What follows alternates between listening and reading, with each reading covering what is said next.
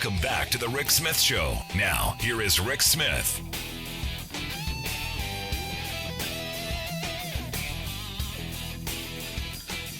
So, big, bold headline today at the Buffalo News.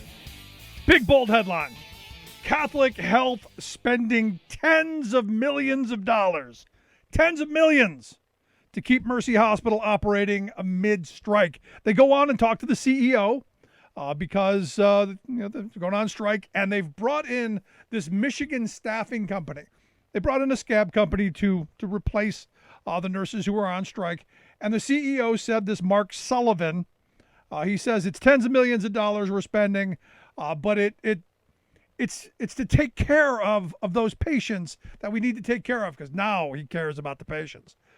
He goes on to say it's what we're doing. We're doing that. It wasn't a choice we made. It was the hand we were dealt. And I got to tell you, my reaction was no. This was not the hand you were dealt. This is what you chose. Period. End of statement. You chose this path. The honest statement was said, yes, we're spending tens of millions of dollars needlessly, and we did this by choice so that we could keep our workers in place. Because we know that if we're going to bring in scab nurses, it's going to cost multiples of what these workers were asking for. That would have been the honest statement. And here to share some thoughts on, the president and CEO statement of they're wasting tens of millions of dollars that they could have been using to pay the 2,200 nurses and workers at that hospital a living reasonable wage. That's why I've asked Lori Wozniak to come talk with us. She's a float nurse at Mercy Hospital in Buffalo. They've been on strike since October 1st. Lori, thanks for taking time for us. No problem. So I'm getting this statement from the president and CEO, who I understand pockets something around $2-3 million a year himself, saying, hey, this is the hand. We were dealt this hand. We've got to spend the tens of millions. When you see that, what do you think? I mean, it is disgusting. And honestly, ultimately, we feel like we deserve a pay raise. But the day we walked out on strike, really, that was the back of our minds. It was really about our patients. It was our staffing. It was our safety. And that is the last thing that's left on the table right now. Everything else has pretty much been figured out. That is the last piece of the puzzle right now, is for him to give us our proper staffing. We need that to be able to take care of these patients safely. That's it. We just need a yes from him. Yeah. It's on the table. Just do it. Now, this idea that there's no money, because part of it is, we just can't afford to do it. No, you can't afford to do it. You just pissed away tens of millions of dollars that you could have easily at the beginning go, yeah, we do need better staffing level, because we do care about our patients, and we want to show that we care about our patients, like he's trying to do in this statement. Right. And like you said, not too far before the strike happened, the announcements of building another hospital in Lockport. There's plenty of money for that. There's rumor that there's been some other buildings surrounding Mercy Hospital that Catholic Health has also purchased. The money's there. They just don't want to give it to us. Now, as I understand, there are 2,200 striking workers today. And look, this is a huge undertaking. So for me, when you see 2,200 people go, it's bad enough that we're going to walk out onto the picket line, stop collecting a paycheck, leave behind the patients that you care for, you love and adore. This has to be a big, to steal a Joe Biden frame, a BFD. It is. It was the hardest decision we all had to make. I mean, our whole lives are built around taking care of people. And it got to the point where it was impossible to do that. We were not able to take care of the patients we needed to anymore. It's killing us. We cannot wait to get back in that building and do what we do best. And like I said, it's the ball is in Catholic Health's court right now. The union and the morale is still there on the picket lines. We're going to keep fighting until we get what we need. No matter what he says about people wanting to come back into the building, I haven't heard one person say that they're going to give up yet and come in there until we get what we need. We need that safe staffing. We need all the things that we need. Catholic Health has what we need. They just have to say yes to it, and the strike can be over. Yeah. or it never had to happen. This is the part that gets me. It Never never had had to happen because, the claim that, well, we just can't afford it. Well, evidently you can afford to piss away $10 million in a little over a month, where, had you said, yeah, we'll figure this out and we'll not have the disruption, instead of pointing back at you guys saying, well, this was the hand we dealt, look what they did to us. No, you did this to yourself, Mr. President. They're giving these nurses $150, $160 an hour, like triple what we were getting paid in that hospital. And even the staffing ratios, from what we heard, each nurse in there right now has one aide working with them, and they have two patients to take care of. Two patients to take care of with an aide for $160 an hour. We were running a quarter of that for an hourly rate, and we were taking care of 8, 9 patients with no aide. See, this is where I go back to the table. I got to be honest with you, Lori. I know you said all the other stuff has been settled. It's just the staffing part that's left. I got to tell you, I got to go back to the table and go, look what you're willing to pay for our services. You've now shown us what we are worth. We'll take that, please. Exactly. It's I just, it's mind boggling. You don't, and like I said, yes, all those things matter to us, and it makes us sick. It makes us sick to see how they've been given so much to these people who aren't their core staff. We're the community. Most of the people that work in that hospital are born and raised around South Buffalo. We're taking care of people who are our friends and family and neighbors. We love these people. We've given our blood, sweat, and tears, and they can't even give us anything in return. And they're willing to give people from out of state who've got no connection to the community or the people quadruple what they were going to give us. It's amazing. It is crazy. Now, again, you were talking about staffing levels, and you said that, the numbers are mind blowing. You're like 2 patients per nurse, which is, I think, wow, if you could get that, what kind of, I don't like, getting into too many details, but there have got to be horror stories when you've got to deal with 8, 9 patients at a time, and you got 3 or 4 of them ringing the bell at the same time saying, hey, I need you, and you can't possibly be in 3 places at once, and that's got to be, one, heart-wrenching for you, but dangerous for patients, no? And it is, because, prime example, leading up to the strike, we had patients who the call light was going off so long, and they had to go to the bathroom. Something simple, like just help to go to the bathroom. They were getting up and falling and hitting their heads. And that's not even why they were there. No. We also had a situation where there was a code in the hospital where a patient needed to be resuscitated. The nurses were so short at that point that while they're trying to resuscitate one patient, another patient coded, and they couldn't even go over to that patient. You're playing God at that point. Who lives, who dies, and then it's up to us to have to put our heads on the pillow at night and wonder, did we do the right thing?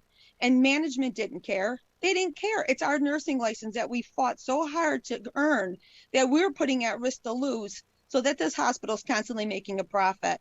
It's all about, just get the job done. Just get the job done. I don't care if you have 9 or 10 patients. But isn't this But this is what we go home dealing with every day. Right, but isn't this a nonprofit hospital? It is. It is. And that's another thing. I know there's been talk that they were going to start looking into why is someone who is working for a nonprofit organization making so much money. It doesn't make sense. It's not right. No, it's not right. And this CEO, as I understand, pocketing somewhere like $2-3 million. I saw like $2-3 million. I'm going, how is that possible? This is a Catholic. When I was a kid, the Catholic charity hospitals, the hospitals there, they were run by people as part of the church, and they didn't make $2 or $3 million. They made, maybe 5-6 times what the nurses were making. Absolutely. And at the end of the day, I mean, I don't know what a CEO does at the end of the day, but the heart and soul is inside that hospital. That's what's running that business. Yeah, I don't care. I don't care what he does. That's where that money goes. Don't care what he does. I don't care. I don't care if he's got a bat phone to God himself. Nobody, no administrator's worth $3 million. Nobody. I don't care what you're doing, because you're not actually taking care of the people. I'm struggling with this. So let me ask you this, because I can tell that this is hard for you. How are your coworkers taking these moments? I mean, this has been a lengthy strike. You're now 5 weeks into this. How's the morale? How are folks taking it on the picket line? It's tough because honestly, we are going without a paycheck. Unemployment, we haven't gotten it. The only money we have coming in is through our strike fund right now, which is not enough to get through a week. We're very supportive. Like I said, we're very close knit. People don't understand why we want to stay working there. Why would you stay working for a company who doesn't care about you? Because at the end of the day, we care about each other. We're family inside there. We're all supporting each other. We're making sure that if someone's struggling, we're staying on top of it. The union has been fantastic with making sure that nobody is going without paying bills. People are making sure we're having food drives and getting everything you need. So right now, that support from our union and a lot of local unions have been donating and being there for us has really been a big help. And it's really boosting the morale on the picket lines, knowing that nobody's going to struggle because all of that support's there. Yeah, in fact, you guys have got the community's helping as well. You've got a GoFundMe page. We'll get links out on that has exceeded your expectations. Also, safestaffingbuffalo.org has a support the strike page. We'll get links out on social media so folks can help out that way, because community support is the most important in any strike. So to see the kind of support you're getting through your fundraising pages is really, really good to see. But, as you're standing out there on the picket lines, what's the atmosphere like with the general community? It's really good. We've constantly got people stopping by. We have two sites, one that's by the hospital for our picket lines, and we also are picketing in front of the MAC Center in Orchard Park. We've constantly have community members stopping by, just saying they're there for us, beeping, honking. We've had union drivers that are making deliveries to the hospital that refuse to cross the picket line. We've had it was a Pax Air driver, actually, who delivers oxygen. He stopped and said, I'm not crossing that picket line. He honked that horn and drove away. The morale boost to know that, they're there for us. We have people dropping off food, water, walking the line with us that don't even need to. All of that makes a huge difference, and it keeps you going and wanting to get out there another day to keep fighting. Yeah, one day longer, one day stronger. There you go. I would argue that their support for you is the understanding that they know what you mean to the community, that having people like you in there with the kind of caring and passion that you have for doing your job, ultimately at some point down the road, and I bring everything back to radical self-interest, I want people like you taking care of me, other than somebody who's coming from another state for a paycheck. I want somebody who's passionate about the job they're doing and willing to fight for safe staffing levels, so that maybe if it's my turn to be coding, maybe there will be someone to show up. Absolutely. That's all that matters at the end of the day. It's all about the safety. It's all about being able to, I'm a talker. I could sit in a patient's room for an hour and talk to them and just be there to support them, knowing that sometimes I'm the only person they've got coming in there, and being so short and not being able to even give them 5 minutes of that time. That alone kills me. Yeah. Especially now during the period that we've just lived through, because again, remember, there was a moment when we were telling you were essential, that you were a hero, that you were doing your patriotic duty, and now to see there's a disconnect for me. Do you feel that? Yes. And you know what? I actually took care of one of the very first COVID patients at Mercy Hospital. Was transferred to a small unit. That first patient, I was sent into that room. I had nothing more than a surgical mask on my face. I didn't even have the proper PPE.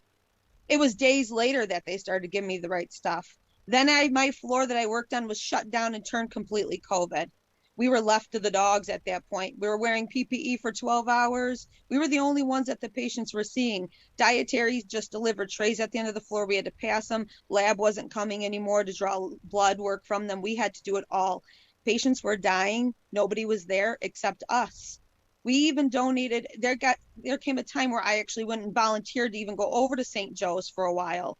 Left Mercy for about a month. Volunteered at St. Joe's because at that point I felt like that was safer for me because they had all the proper PPE. I feel like we felt like we were doing a duty, and we were so proud that we were giving so much to Catholic Health at that time. We were giving all this extra time. We were picking up extra shifts, doing everything we could to help through the pandemic. And they keep using this against us, saying, how can nurses strike during a pandemic?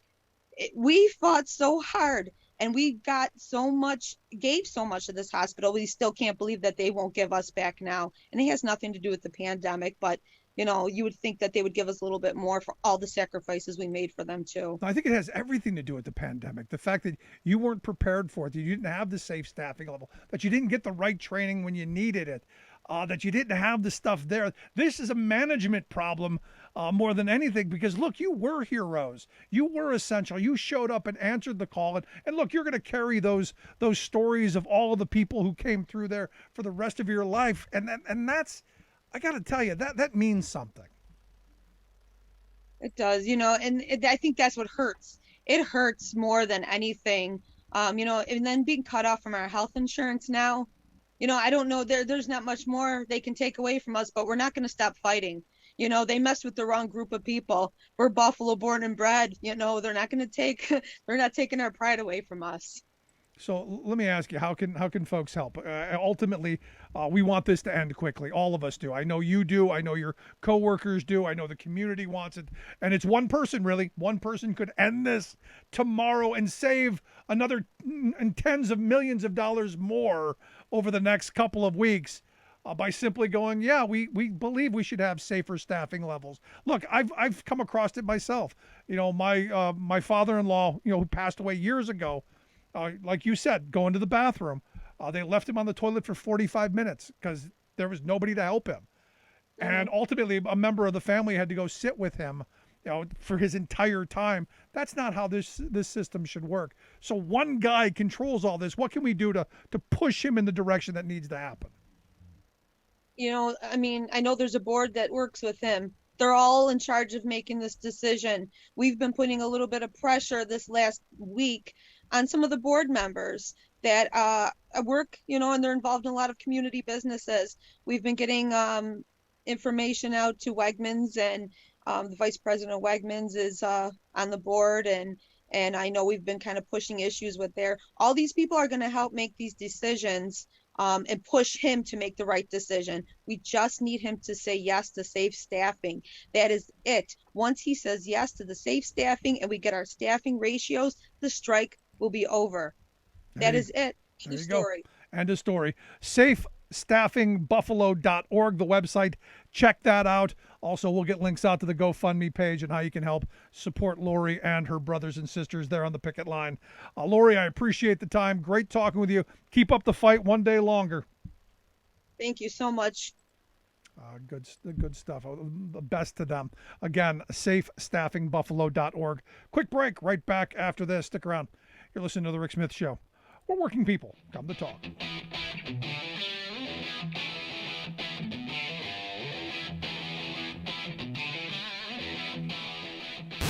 Saving work in America, one show at a time.